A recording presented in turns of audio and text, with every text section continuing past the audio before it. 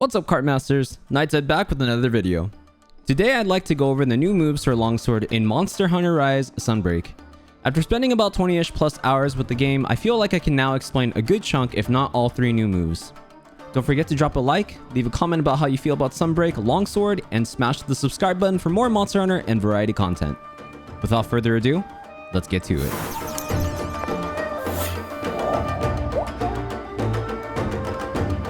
If this is your first time learning Longsword, I have 2 separate guides that can be viewed by clicking on the card in the top right corner, or by clicking the link to the playlist in the description. Please check those out before viewing this guide. To kick it off, let's review what's new. Tempered Spirit Blade swaps with Soaring Kick and Sakura Slash. Sacred Sheath replaces Special Sheath. And finally, Harvest Moon swaps with Serene Pose. Tempered Spirit Blade is a silk bind where the hunter raises their pommel up with iron silk to absorb an incoming attack and then throws a heavy slash downwards. This is a counter-type silk bind with slightly strict timing. While the attack power from this move is not significant, it can follow up into most general attacks, including Fade Slash, Spirit Blade, Foresight Slash, and Dodge Roll. Keep in mind that you cannot go into Special Sheath or Sacred Sheath right afterwards. The cooldown is also really fast at around 8 seconds, which is significantly faster when compared to Sakura Slash and Soaring Kick. Like all of Longsword's counters, the counter can be activated with anything that makes contact with the hunter and can even be procced 360 degrees all around. The best thing about this move is the spirit level gain. Assuming your timing is perfect, you can literally gain a spirit level from any attack, including roars, projectiles, and tremors. This combined with the very fast cooldown helps you keep your spirit level up without any fear of penalty if you miss. If you're using EI Spirit Slash, it can actually be performed right after you finish the counter as well. If you're in the middle of a spirit combo and use Tempered Spirit Blade, it'll pick up from where you left off. Spirit Blade 2 goes into Spirit Blade 3, while Spirit Blade 3 will go into Spirit Round Slash.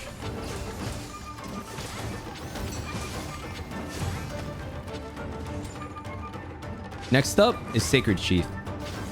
Similar to Special Sheath, an attack must be done before it can be activated, and you can correct your facing direction 360 degrees. However, while Special Sheath will put you in a stationary stance, Sacred Sheath will only continue to keep you in that stance for as long as you hold the charge button. If you are attacked before the sheathing animation is done, the hunter will perform a spinning slash that allows you to do a little bit of damage while negating an attack at the cost of 1 spirit level. It can also be followed up into Spirit Blade 2. If you let go before the sheathing animation is done, the hunter does the Sacred Sheath counter that, when timed perfectly against an attack, nets you a little bit of spirit gauge while also negating damage. It can be immediately followed up with either spirit finisher. If you hold it all the way, the hunter will go into a draw ready stance that burns spirit level to perform the Sacred Sheath combo. Now during this charge, you cannot roll, but you can evade long distance backwards, medium distance sideways, and short distances forward. Stamina will be consumed but recovers during the time you don't move. At the moment you sheathe, 1 level is immediately burnt and continues to burn until you let go of the charge. At spirit levels 1 and 2, you can follow up with the Spirit Blade 3 or Dividing Slash. But if you burn all 3 spirit levels to do the full Sacred Sheath combo, you can immediately follow up with your spirit finisher, putting you back in at least white spirit level. Provided that spirit level is consumed, the hunter is granted super armor for the duration of the combo. However, if you end up getting hit before you can perform the attack, you'll end up dropping the charge and lose whatever spirit levels you consumed. Now, it goes without saying that the Sacred Sheath combo at max is now the biggest burst damage option available to Longsword. Thanks to the super armor, various attacks and roars can be easily challenged for big damage opportunities. Especially when a monster is downed, trapped, or asleep, it is basically guaranteed big damage. Obviously, the trade-off is the high risk of losing 1 spirit level pre-sheath, or in the worst case scenario, losing some if not all of your spirit levels post-charge. Couple of things to note. Evade Extender will improve the distance that the Sacred Sheath dodges travel, so for hunters that like to play with evasion skills, you can technically flash step to your heart's content. Quick Sheath will also improve the speed at which you perform the sheathing animation, the downside being that you have a smaller window to perform a perfect Sacred Sheath counter. Although you have a lot tighter of a window, being able to get into charge faster means you can set yourself up for big damage a lot quicker. If you feel like you're going to be early, you can always let go and just throw out the Sacred Sheath counterattack without any penalty and quickly reset into the sheathing animation or a different counter option. If you're going to be too late, you'll at least be able to negate the damage at the cost of one spirit level. It's important to note though, that focus does not affect how quickly you consume your spirit levels. Although focus can help you with your spirit gauge gain, it is by no means necessary and is more of a skill that's made for comfort. Longsword has many options to help you replenish spirit gauge and spirit level, so it's well advised to be familiar and practice those options instead.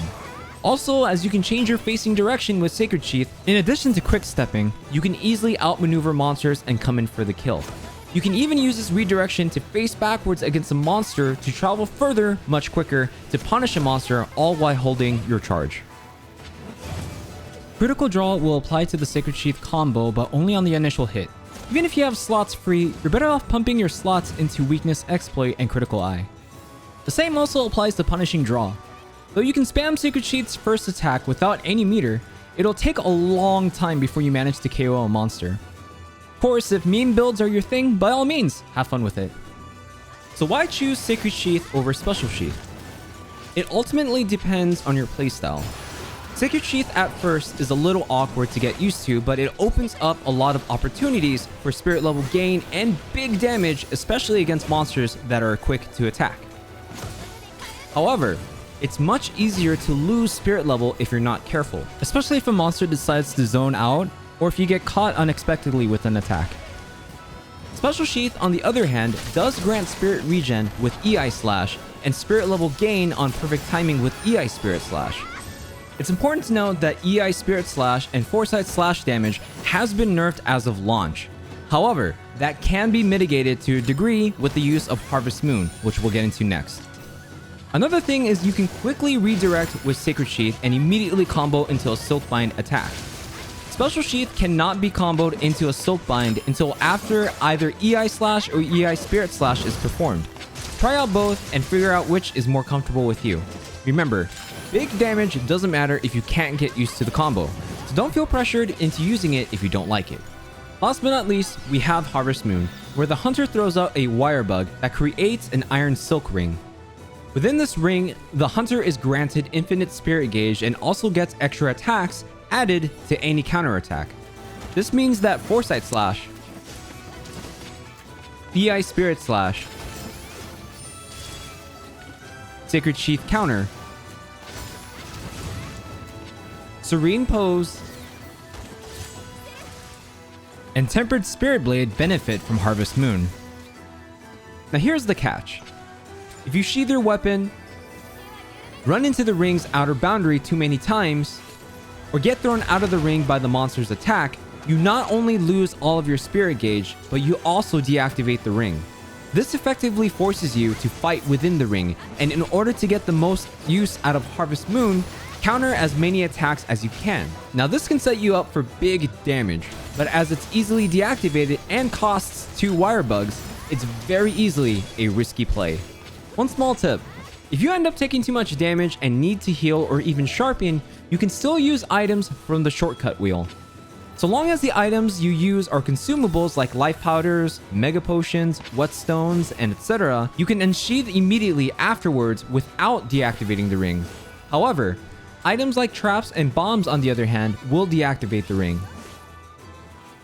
Also keep in mind that attacks like Foresight Slash and EI Spirit Slash will displace your character's position, so you have to be much more mindful about where you're standing, otherwise you could end up interrupting your own attack.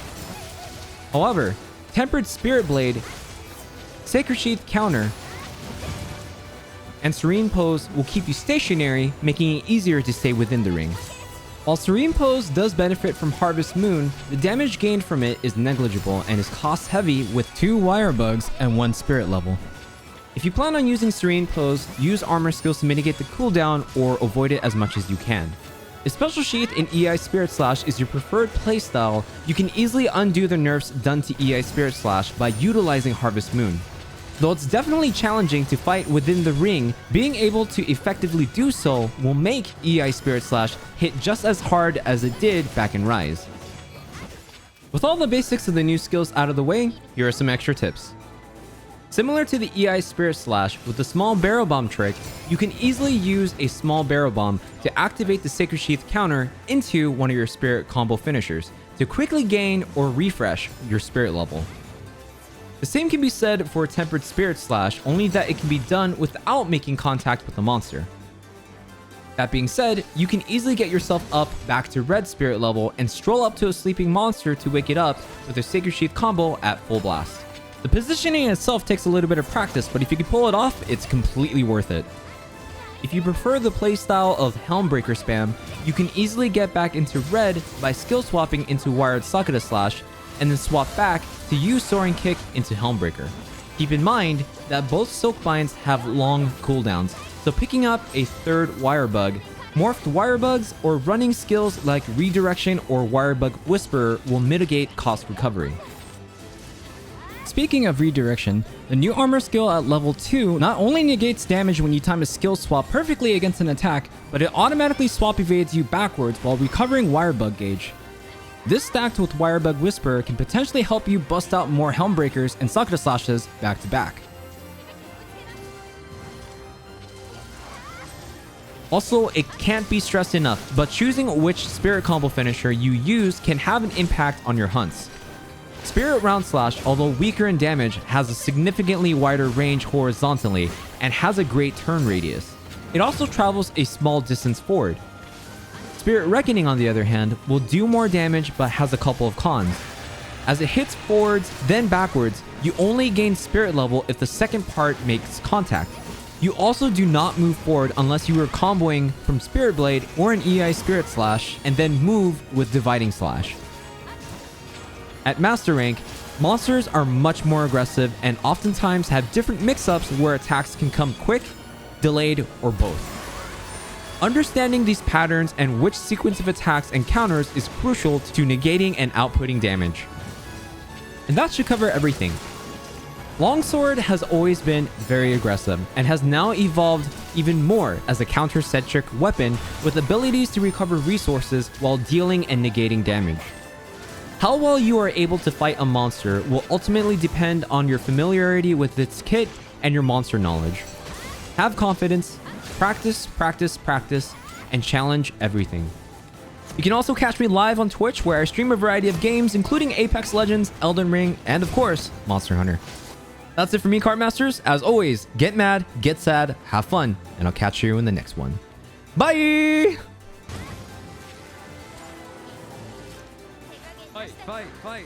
Fight. Ah, shit. It's a wrestling match. Oh, you're rock bottom. Oh, you kicked him off.